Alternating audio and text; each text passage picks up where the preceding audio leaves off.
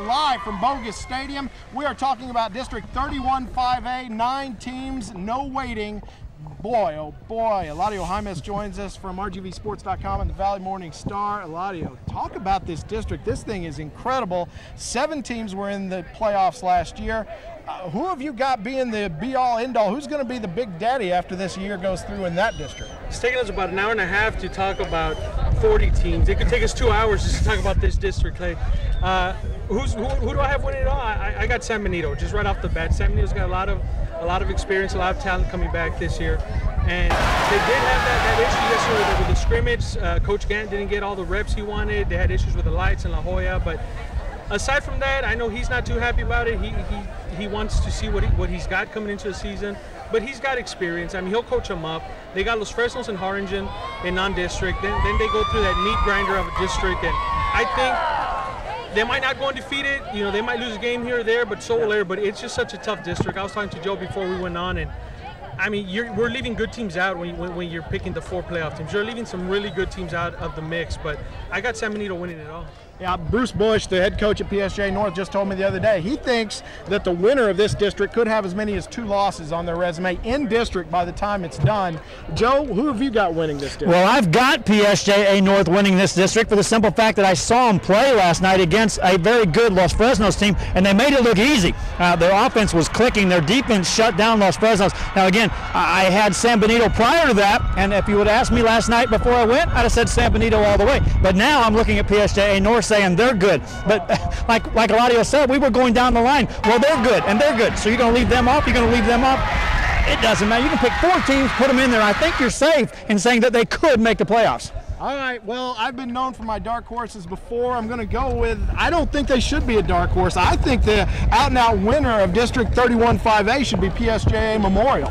In my opinion, they've got the #1 quarterback coming back in Manny Mancias. They've got the fastest man in the valley playing football in Jaime Borrego. They've got a great defense, which is what Gus Cavazos is known for. I've got PSJA Memorial winning this thing. Now, after that, I mean, we haven't even started talking about the champion from last year's 35A, McAllen Memorial. They have to fit in this somewhere. Yeah, they do, and I don't think you call them a dark horse. I wouldn't call PSJ Memorial a dark horse. PSJ North, I think any team in this district, you know, it has the chance of winning a district title.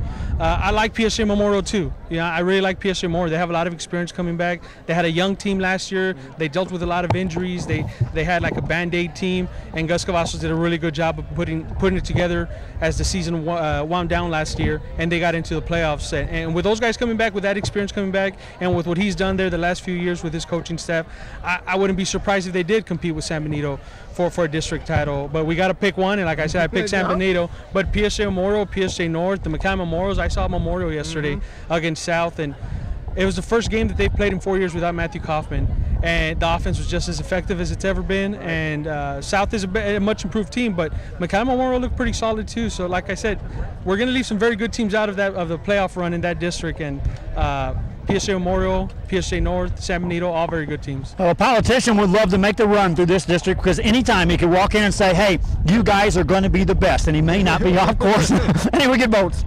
Mac High has got to be a team you have to look at here. That unbelievably large offensive line they've got, they're going to run the ball like nobody's business. They've got one of the best defensive backs in the league in Philip Cantu. They've got Garrett Thomas, who's going to run the ball. That's another team. All right, let's just say, who are your 4 teams you've got going to the playoffs? Eladio, let's start with you.